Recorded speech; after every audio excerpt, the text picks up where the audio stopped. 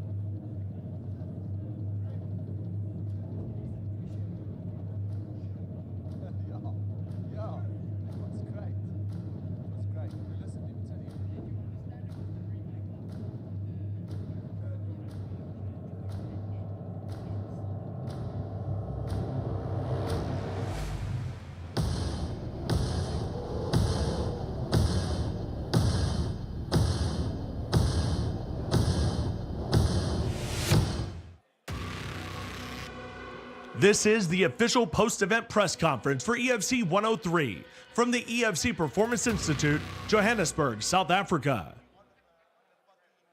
All right, welcome, very, very welcome to the EFC 103 post-event press conference.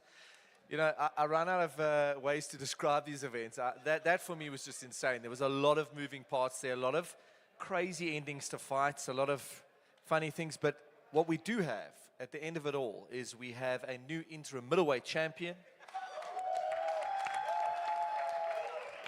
JP Kruger. We've got a new female rising star, Nikki. We've got the return of a well-anticipated featherweight who is looking to make his mark in that division as the next contender.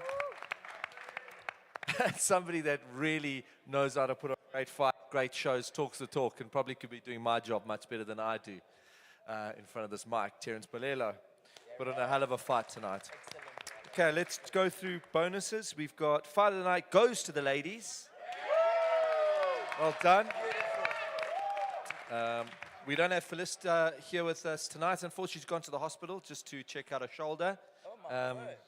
She'll be fine. She'll be fine. Then we've got performance bonuses go to Terence. Wow. Well-timed TKO. A performance bonus goes to Rudy Roots for warring it out. Yes, baby. And then I have to give a performance bonus to Jean Besaidnout, who looked like he was the Undertaker. And came back from nowhere. Comeback of the year so far. He's not up here with us, eh? No. Okay, that's fine. All right, let's kick it off.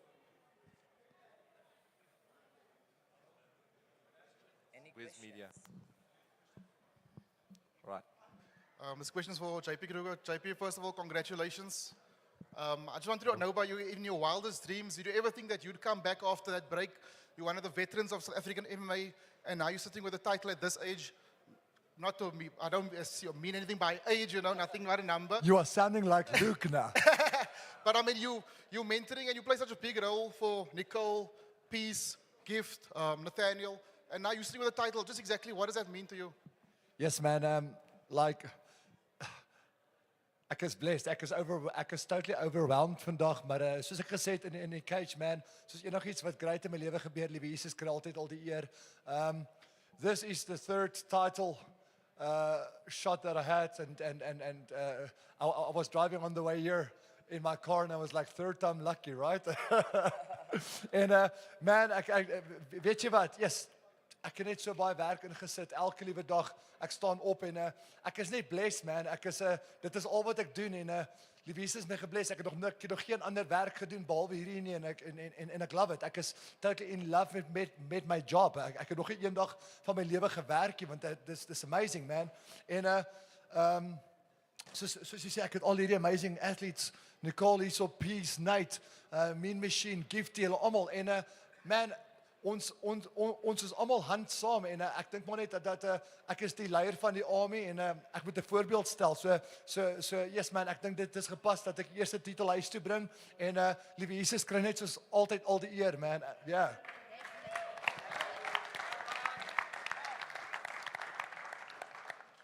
Next question goes to Rudy Roots. Rudy, coming into this fight, your return,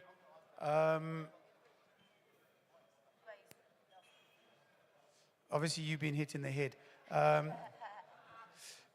Your return, a lot was said from your opponent in the build-up to this fight. I understand that it looked like, sounded like he wanted to quit in the corner and then obviously quit early in the second round. I mean, what does that change for you in terms of the performance, in terms of your opponent actually saying, listen, they no longer want to be in the cage with you? For me, it changes absolutely nothing. What he has to say before the fight doesn't determine anything for me. I go out and do what I need to do, number one. He had all these things to say about taking my head off, and he had this little shotgun thing he did before the weigh-in. I didn't even notice that. He tapped me on the head after the weigh-ins. I didn't even notice that because I focus on what I need to do and I get it done. So for him, obviously he said he had some kind of shoulder injury that's tragic to hear. You know, if that's the case, that's fine. But you know what? Us as fighters, we always go into fights with injuries. I'm also fucking injured when I go into the fight. But you know what? I get the job done at the end of the day. And if you want to quit, that's on you. But me, I'm relentless. I never fucking quit. So that's how it is.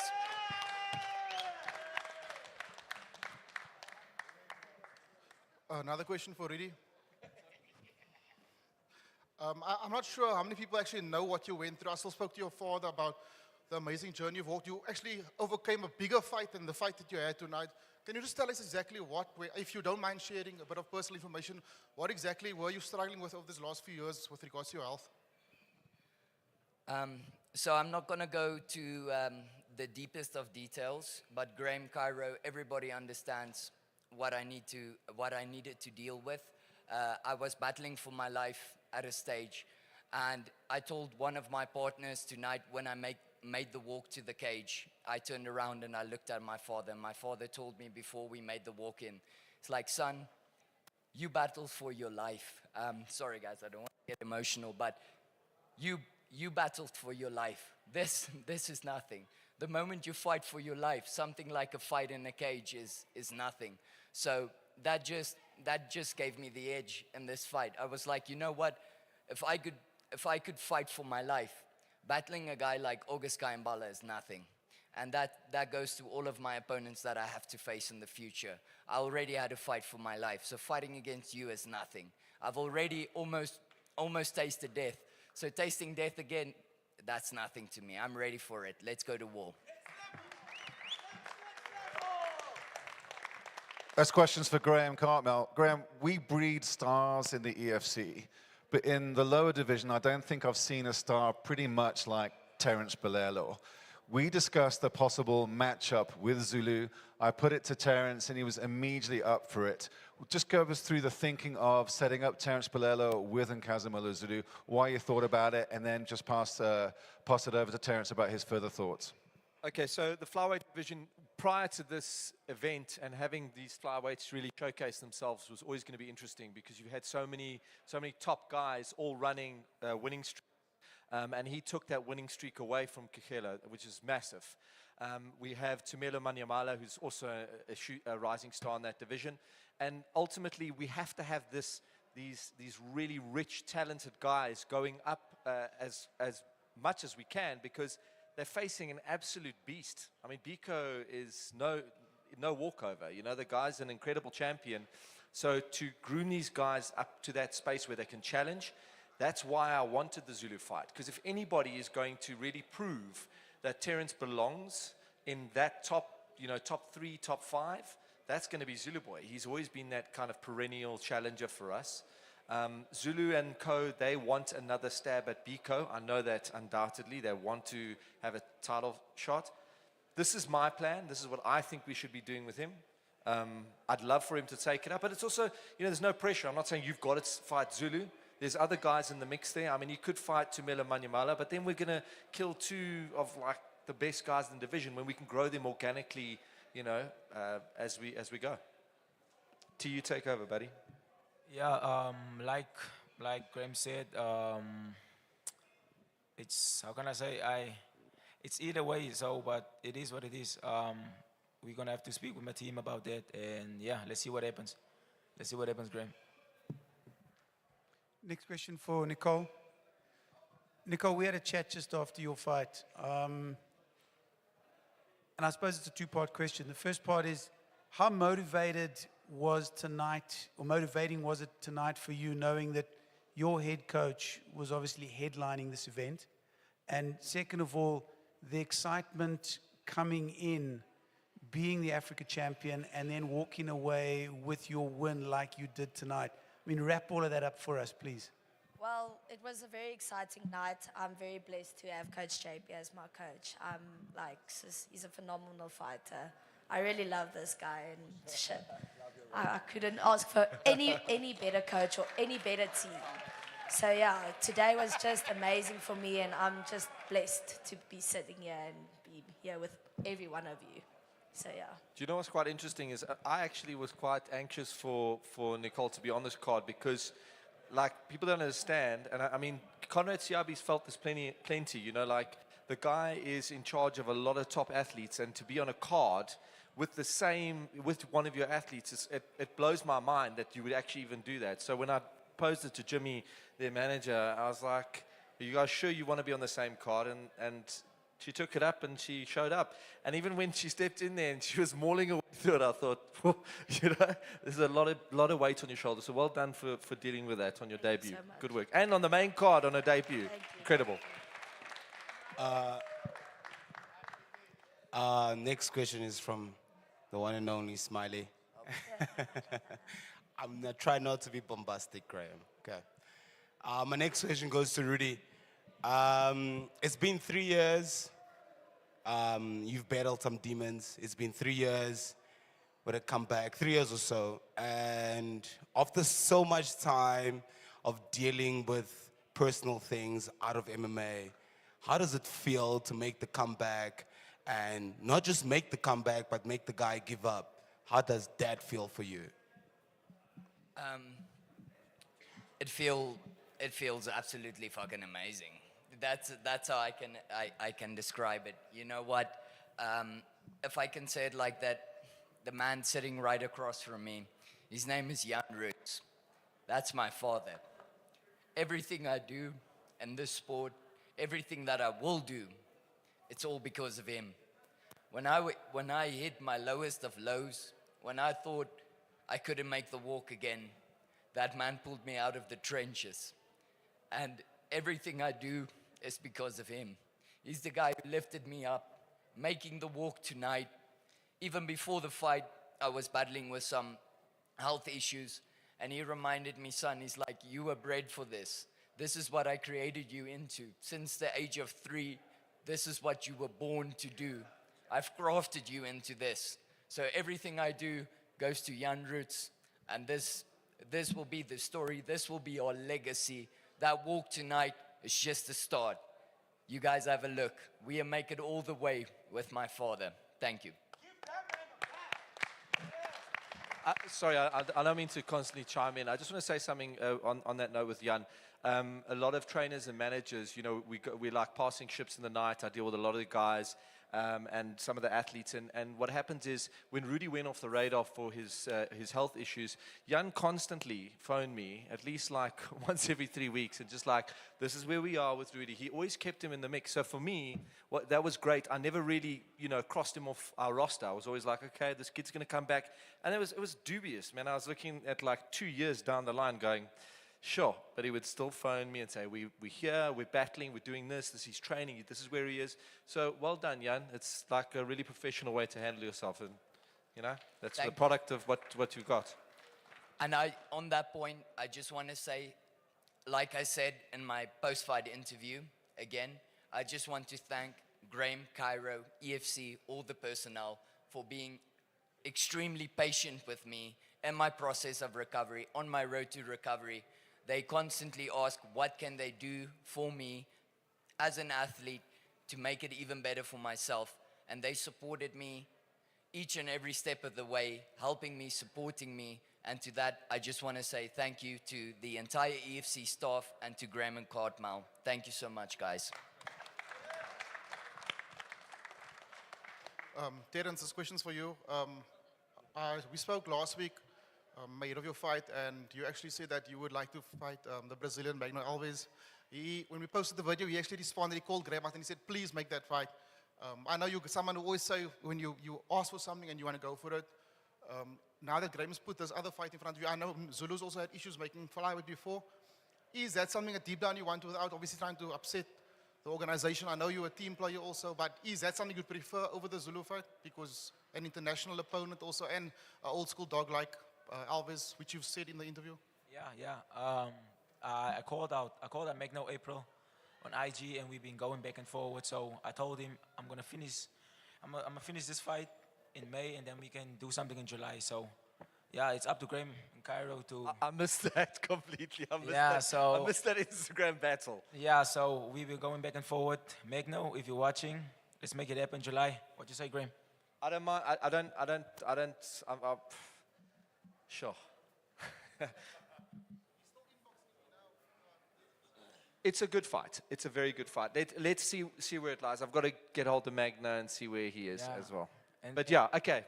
It's on the cards. It's on the cards. And tell him to stop liking my pictures. Next question, Conrad. 10 years in the game. You've hung up the gloves tonight. We've spoken a lot. We know where the focus is now for the future with you, to build that Brothers in Arms gym to even bigger heights than what you achieved last year. Give us your thoughts on today, the build-up to the fight, and obviously the emotions now after the fight. Thanks for the question. First of all, I'd like to thank EFC, the fans, and everybody that have been supporting me. You know, we are who we are today because of EFC. Absolutely. You know, we must just take EFC seriously. Yes.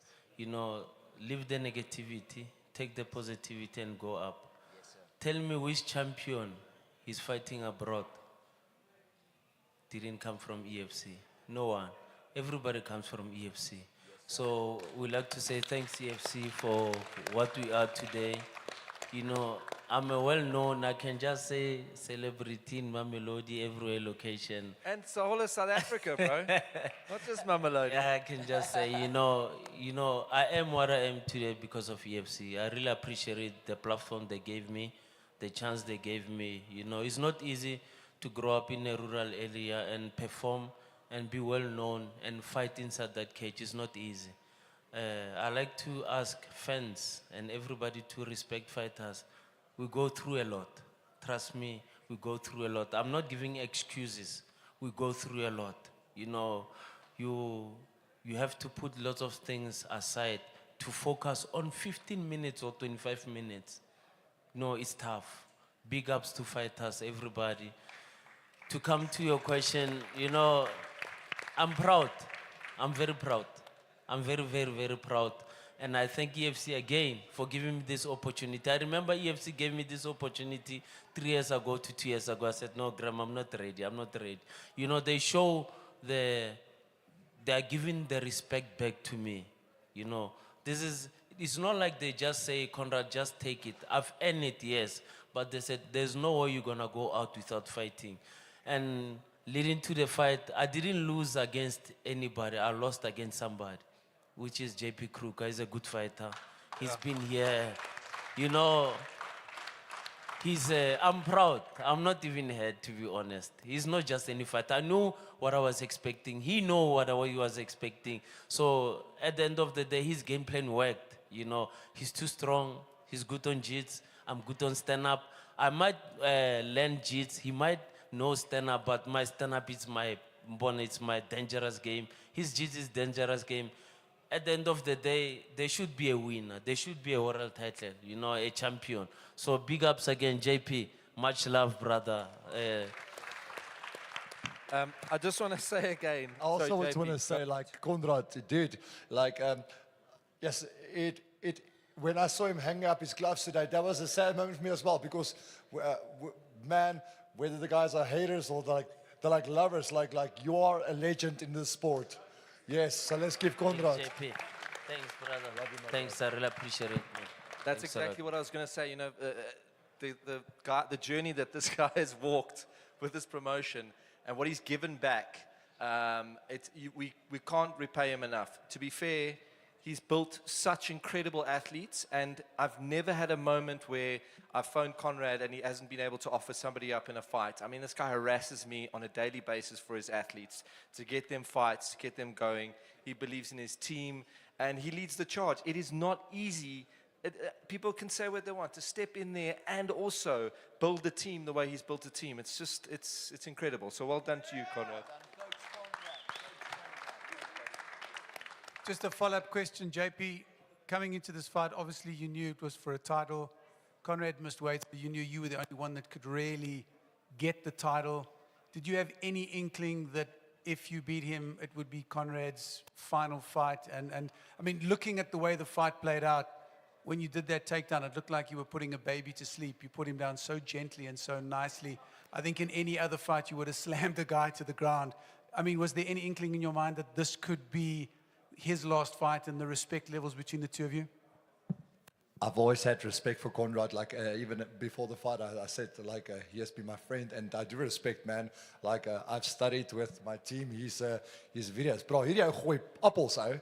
Soos, as ek nie my hande ophou nie, sal hy my ook bære, you know what I mean? Die ou is goed. Maar ek het nie geweet, dit gaan sy laaste fight wees nie. Toe ek sien, actually, dat hy sit sy glas neer, ek was hartseer, ou.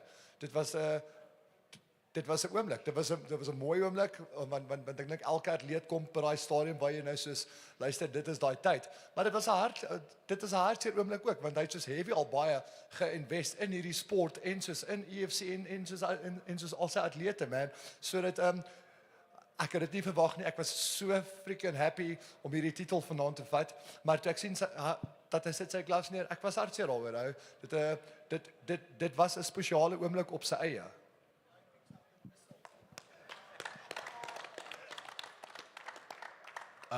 Next question is for Terence. Terence, yeah. So I just want to ask, your next fight, saying that it's been announced that you'll be fighting Zulu Boy next. Do you feel like you're in a position where you've grown enough to match his skill set? Because we've known Zulu has been part of EFC for a very long time, and we've seen what he can do. Do you think that you're in a position of putting him away or matching his skill set? I see what you're doing. But like, listen, I respect Zulu Boy. Zulu Boy is OG. I've been watching Zulu Boy since 2016. I was a kid at home watching EFC, and I'm here right now with legends, OGs, Seabi, JP, and I got Rudy here. But yeah, he's an OG in the division for sure. But like I said, I want the Magno fight. I'm not scared to fight Zulu Boy, but the Magno fight was there for me. I called him out in April, so yeah, the Magno wants it, I want it. I want an international opponent, man. Come on, Cairo. Come on, Graham. Let's make it happen, man. Give me the mini Magno. Okay, let's make it happen, yeah. But, yeah, you still owe me something. Nah, good. Next one is for Nicole. Big ups on your debut. It looked very well, I must say. It's good. What I want to ask is, we haven't seen much action when it comes to women MMA in Africa. Like, we've seen the girls fight. You know what I mean? We've seen. Igor, come on. No. New question. New question. No, I want to lots get of into action. something. I want to find out how ready does she feel like she is after this performance she's put up today. Where does she feel like she sits in the featherweight division, and what does she think? Flyweight, sorry, my bad. Strawweight. Featherweight, I get in. God Actually damn, you strawweight. should be like atomweight. I don't know. Actually, straw weight. Straw. Yeah. So she Is came that where out- it's at? So what happened was, this is a short note fight. Yeah. And we had to do a catch weight of 55 kilos. She was supposed to make 53. And they agreed. They said, cool, you know, if we're going to get a fight, we'll come up. Well, big ups on that as well. Nobody knew that, so it's a good thing I'm asking you a question. Anyways, where do you think you're sitting in the strawweight division or flyweight division, and what do you feel like is the next thing for you? And if there is anybody you'd want to showcase your skill set with, who would it be? And your coach can also answer that because he's there as well. He can help you with the answering.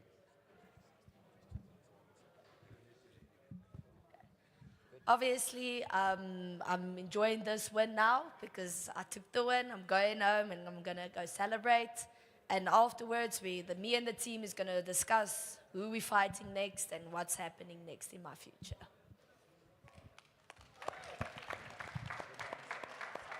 Next question, Graham.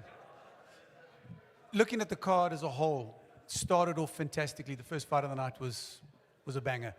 And then it sort of proceeded to I know where you're going. all unwind at a rapid rate. 3 DQs in one card is probably a record for EFC. I don't recall ever seeing those numbers on any EFC card ever in 103 events. And I mean, we had a very interesting heavyweight bout and then a verbal submission in our co-main event. Your thoughts on putting this card together and seeing how it unraveled on the night? I think it's testament to how many changes happened during the 2 weeks building up to the event. And it's a seasonal thing. It seems like in Johannesburg, as soon as the weather changes, you know, people get injured. I don't know what it is, but it happens. It's happened for the last 10 years in my career that we've done this.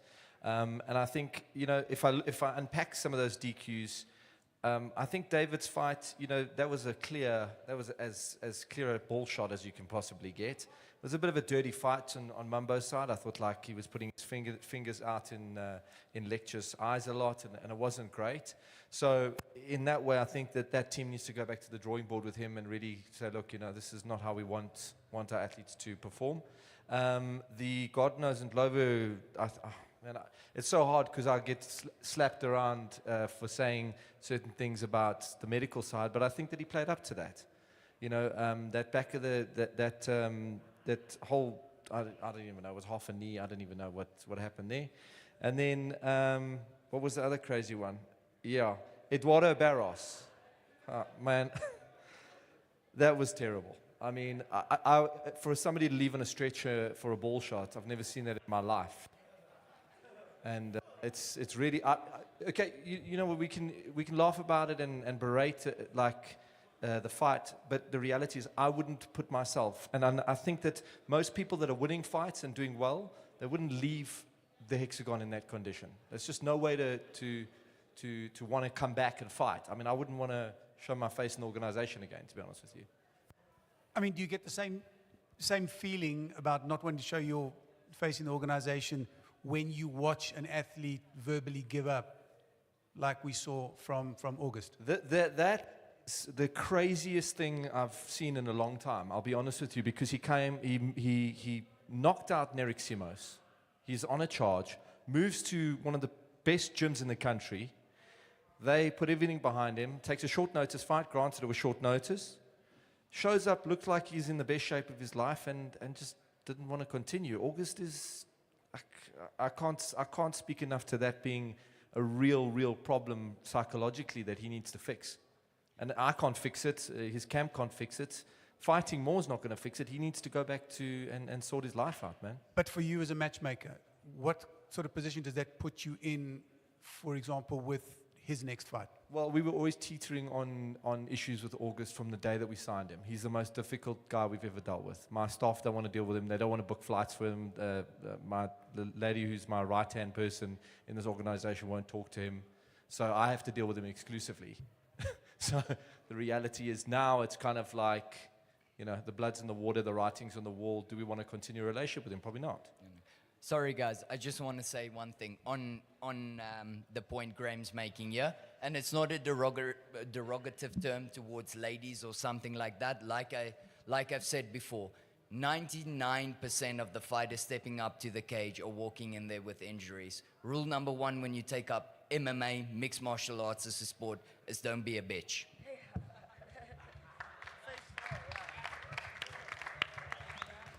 I just want have one question for Conrad. I can think of a couple, Conrad, but just tell me of your career now since joining the EFC. What was your most standout favorite moment looking back? One day when you're going to speak to your athletes and your grandkids and everybody. What's the one moment that stands out for you?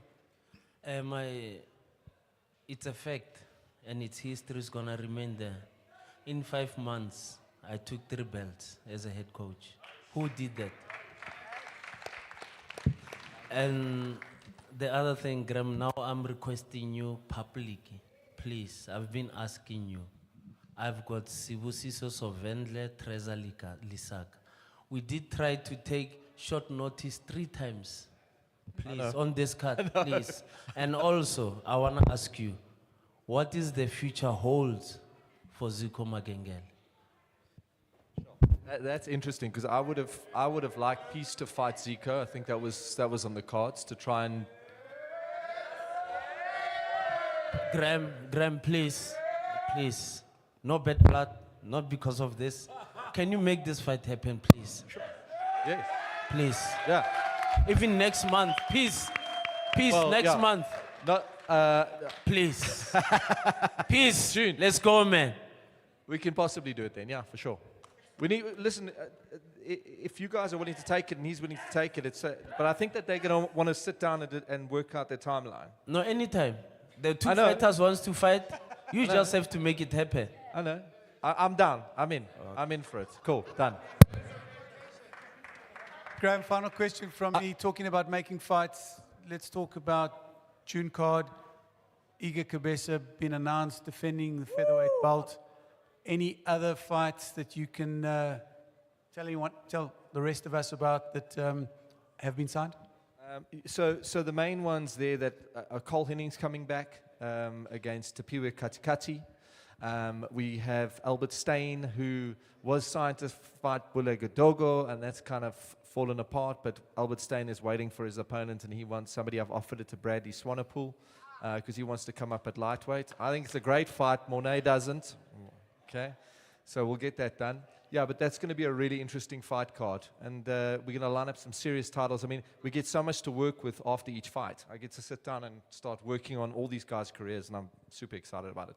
And we get to have a unification belt. Oh, yes. You know, so that's something, I mean, Luke's excited about that. September, he'll be ready for that, I think, September. Yes, sir. All right, that concludes EFC's 103 press. Yes, Terence. Yeah, I just want to give a big shout out to the whole EFC team for looking after us the whole fight week. Thank you so much. Yeah, God bless you all. Appreciate you all. Thank you, Terence. Thank you. That concludes the press conference. See you here again for EFC 103, where the man who's been asking all the questions, Iga Kabesa, 104. I said 104. Iga Kabesa, Vince Bembe. Thank you, Greg. A dominant EFC legend returns to face a new and dangerous challenger.